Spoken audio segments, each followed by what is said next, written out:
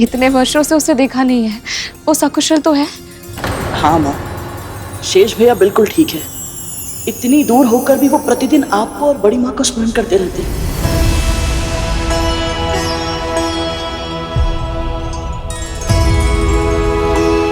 अब पता है माँ, प्रतिदिन वो प्रभु विष्णु से भी पहले बड़ी माँ का नाम लेकर अपना दिन आरंभ करते हैं। कद्रू दीदी ये सुनकर बहुत प्रसन्न होंगी। वो बताती नहीं है, पर मैं उनके हृदय को जानती हूँ। अनंत और वासुकी के दूर चले जाने के कारण वो बहुत दुखी हो गई थी। जहां जाना चाहते हो जाओ, जहां जाओ सुखी रहना।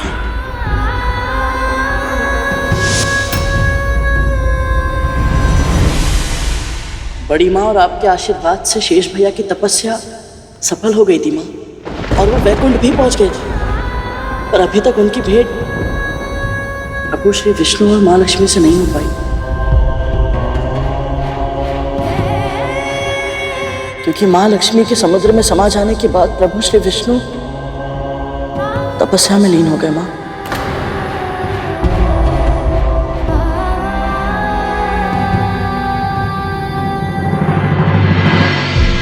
क्या प्रभु विष्णु के दर्शन मिले तुझे? दूर से ही सही, पर मुझे प्रभु विष्णु के दर्शन मिले माँ। तो बोल ना, कैसे दिखते हैं मेरे प्रभु? उनके निकट होने पर जिस दिव्यता, जिस पवित्रता का आभास होता है, उसका वर्णन शब्दों में करना असंभव है माँ।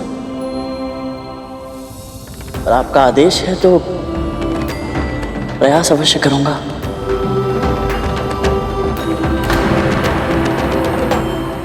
प्रभु तपस्या में लीन है माँ। उनके आभूषणों ने अपनी चमक खो दी है, क्योंकि समस्त ब्रह्मांड श्रीहीन हो गया है।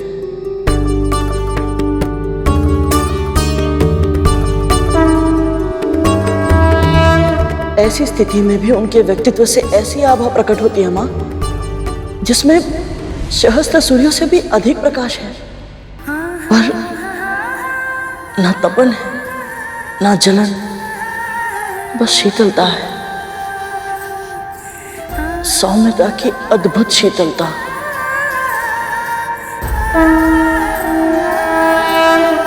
माँ, आपको स्मरण है आपने मुझे आशीर्वाद दिया था कि मुझे प्रभु श्री विष्णु की भक्ति का सौभाग्य मिले?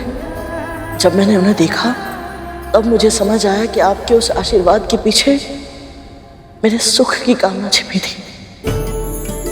ये सुनकर मुझे बहुत अधिक प्रसन्नता हो रही है गरुड़। अल्पायु में ही तुझे प्रभु श्री विष्णु के साक्षात दर्शन हो गए।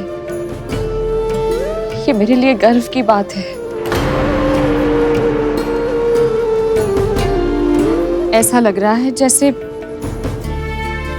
जैसे मेरी वर्षों की तपस्या का फल मिल गया हो मुझे। बस अब तुझे किसी की बुरी दृष्टि ना लगे।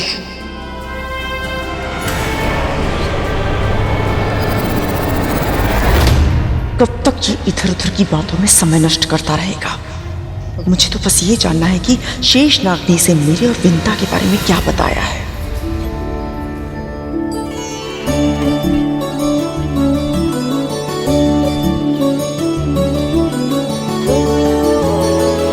गरुड़, अनंत ने क्या कहा तुझसे?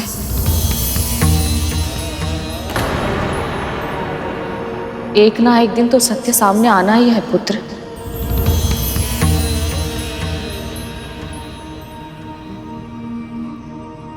शेष भैया ने मुझे सब कुछ बताया माँ, आरंभ से, कि कैसे आप और बड़ी माँ के मध्य स्नेह था। आप पर प्राण न्यौछावर करती थी वो। अस्वस्थ होने पर रात रात भर जाग कर आपकी सेवा करती थी।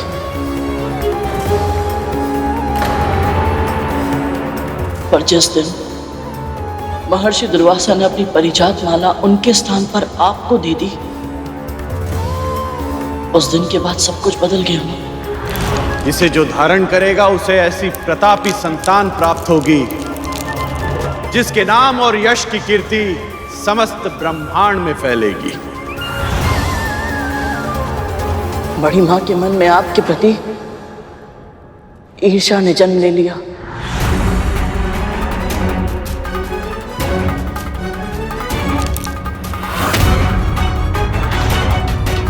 और मैं समझ ही नहीं पाई। अवगुण ऐसे ही होते हैं मां, समय रहते हम उन्हें पहचान नहीं पाते। कभी कभी हम स्वयं उसका शिकार बन जाते हैं और हमें आभास भी नहीं होता। जैसे कि मेरे और अरुण भैया के जन्म से पहले नागों के जन्म के कारण आप भी ईर्ष्या का शिकार बन गई थी।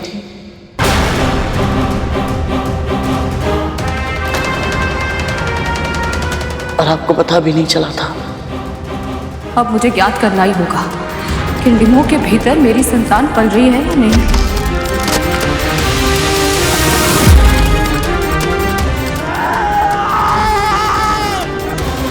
मैंने अरुण के डिम के साथ जो पाप किया था, इसे उसके बारे में पता है।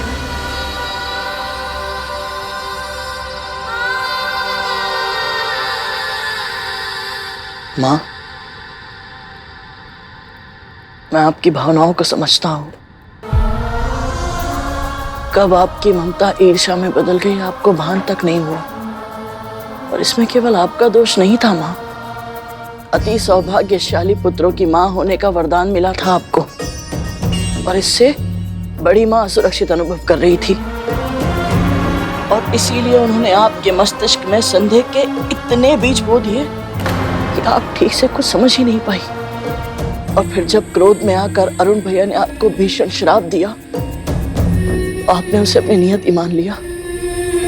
फिर आपने जो किया उसके कारण अपराध बोध में आप इतनी अधिग्रस्त हो गई थी मां कि उचित निर्णय लेने में असमर्थ हो गई थी। इसीलिए बड़ी मां के बिछाए हुए जाल को आप देख नहीं पाए और बस उसमें फंसती चली गई।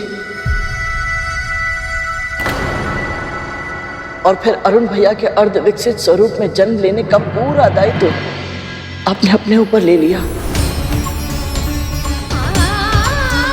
और बहुत ही शीघ्र बड़ी मां को क्षमा कर दिया, जबकि बड़ी मां क्षमा के योग्य ही नहीं थी।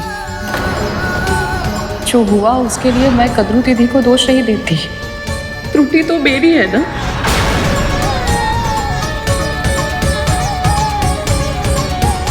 ये सब अनंत ने कहा तुझसे? नहीं मां, शेष भैया को तो अरुण भैया के जन्म के बाद की घटनाओं के बारे में कुछ पता ही नहीं है। मुझे भी एक पल के लिए ऐसा लगा कि आपकी दासी बनने के कारणों को जानने का जो मेरा प्रयास है, ये बस अब असफल रह जाएगा।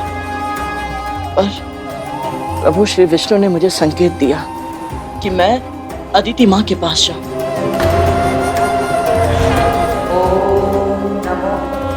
नारायणाय नमः। ओम नमो नारायणाय नमः। उनकी तपस्या के समय जो हुआ वो तो आपको बड़ी मां कह चुकी है, किंतु आपको ये नहीं पता मां कि उस युद्ध में अंत में वज्रांग मेरे सामने असहाय हो गया था। ऐसा क्या हुआ था जो वज्रांग गरुड़ के सामने असहाय हो गया था? रुक जाओ पुत्र, रुक जाओ। फिर जब उसे छुड़ाने के लिए दीति माँ वहां पहुंची तो मैंने हट कर दी। मैंने वो सब कुछ जान लिया दीति माँ से जो शेषनाग भैया नहीं जानते थे।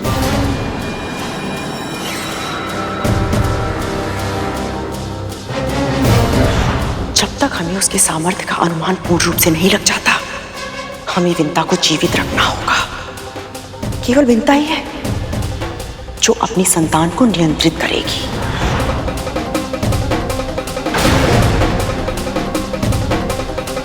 तो दीति ने बताया है इसे मेरा सत्य।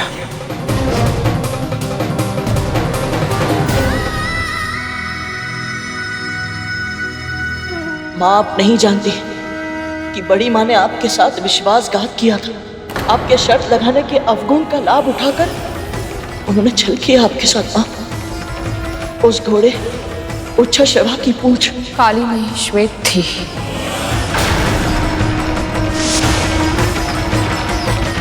और ये सिद्ध करने के लिए उनके पुत्र नाग के रूप में उसकी पूंछ से लिपट गए थे। अर्थात आपको पता था कि आपके साथ छल हुआ है? प्रारंभ में नहीं पता था। जब उन्होंने कहा कि मैं अपना वचन ना तोड़ूं, इसके लिए आजीवन उनकी दासी बनने की सौगंध लेनी होगी, तब मैंने अपने निकट उनके 1 सहस्त्र पुत्रों को नाग के रूप में सरकते देखा।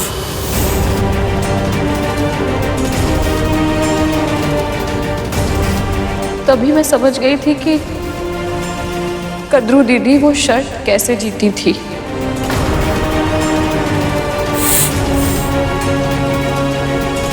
फिर भी आपने उनसे कोई प्रश्न नहीं पूछा। वो शर्त आप जीती थी माँ, फिर भी आपने उनकी दासी बनना स्वीकार क्यों किया? ये तो मैं भी जानना चाहती हूँ विंता, कि मेरे छल के बारे में जानकर भी तू मेरी दासी क्यों बनी? वो शर्त आप जीती थी माँ, फिर भी आपने उनकी दासी बनना स्वीकार क्यों किया? क्योंकि ये मेरा पश्चाताप था।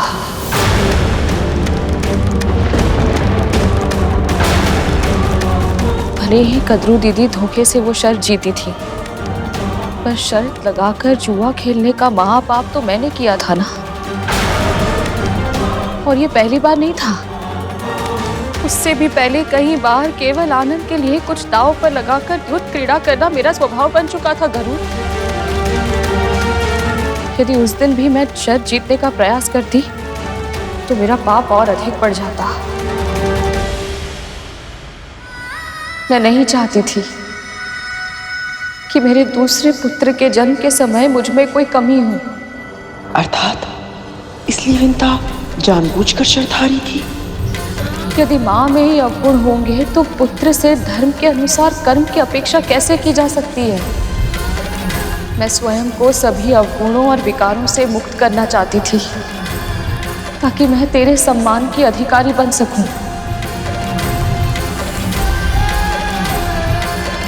इसीलिए मैंने कद्रू दीदी को वचन दिया था, ईश्वर को साक्षी मानकर।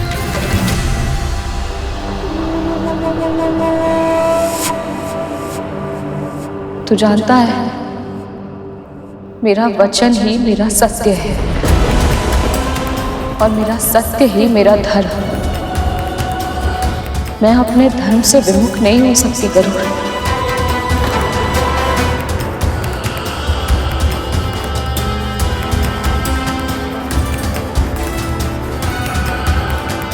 और माँ, पश्चाताप के लिए पूरा जीवन एक दासी के रूप में क्यों? इस विषय में मुझे कोई बात नहीं करनी। तू जानना चाहता था ना तेरी माँ दासी कैसे बनी, तो वो तू जान चुका है। अब ये भी मान ले, तेरी माँ अपने प्राण त्याग देगी पर अपना धर्म कभी नहीं त्यागेगी और ना ही अपना वचन तोड़ेगी।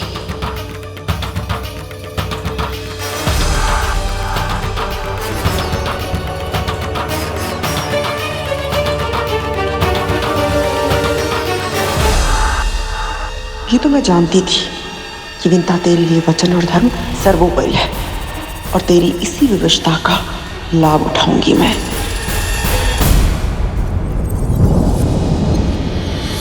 अब तू जाकर सो जा, मुझे भी विश्राम करने दे।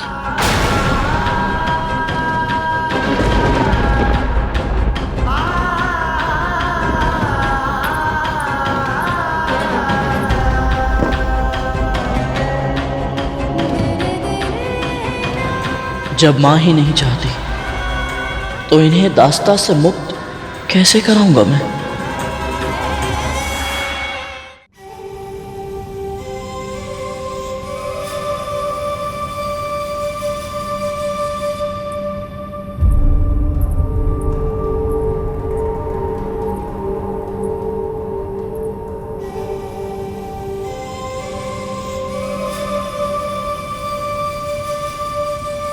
चिंता मत कीजिए दीदी, मैं अपना वचन नहीं तोड़ूंगी। तेरी चिंता नहीं है मुझे, किंतु तेरा पुत्र, वो भी आपको या आपके पुत्रों को कोई हानि नहीं पहुंचाएगा। तू इतने विश्वास के साथ कैसे कह सकती है? जब तेरा पुत्र तुझे बिना बताए वैकुंठ जा सकता है, असुरों के साथ युद्ध कर सकता है, तो वो कुछ भी कर सकता है। बहुत शक्तिशाली है वो, और उत्तरदायी भी है। वो अपनी शक्ति का प्रयोग किसी अनुचित कार्य के लिए कभी नहीं करेगा। उसमें मेरे संस्कारों के साथ साथ अपने पिता के गुण भी हैं। देखिए उसे, इतना कुछ जानने के बाद भी कितनी शांति से चैन की नींद सो रहा है। दीदी, हम दोनों उन महर्षि कश्यप की पत्नियां हैं जो जल में रहकर भी कमल की तरह निरा सकते हैं। जैसे कमल जल के भीतर रहकर भी जल की एक बूंद से भी अछूता रहता है, वैसे ही हमारे स्वामी भी सांसारिक विषयों से विमुख रहते हैं।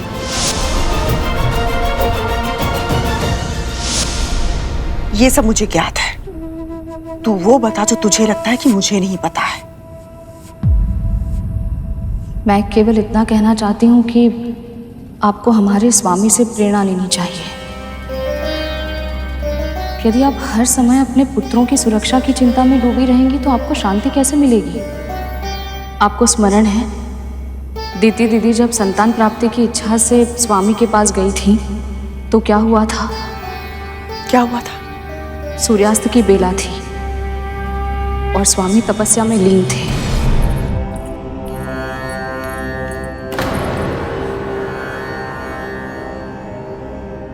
कहिए देवी। कल्याण। स्वामी, मुझे अदिति दीदी की तरह संतान चाहिए। तथास्तु। स्वामी, मुझे अभी चाहिए। अभी? अभी तो सूर्यास्त हुआ है देवी, और यह उचित समय नहीं है संतान धारण करने के लिए। इस बेला में संतान धारण करने से उनमें तामसिक गुण आ जाते हैं देवी, और बड़े होने पर उनमें दुष्ट प्रवृत्ति पूरी तरह से छा जाती है। इसलिए हमें उचित समय की प्रतीक्षा करनी होगी, ताकि आप केवल तन से ही नहीं, मन से भी चरित्रवान और शक्तिशाली पुत्रों को प्राप्त कर सके, जो सदैव अपने धर्म के मार्ग पर चले। नहीं स्वामी, नहीं, मैं प्रतीक्षा नहीं कर सकती।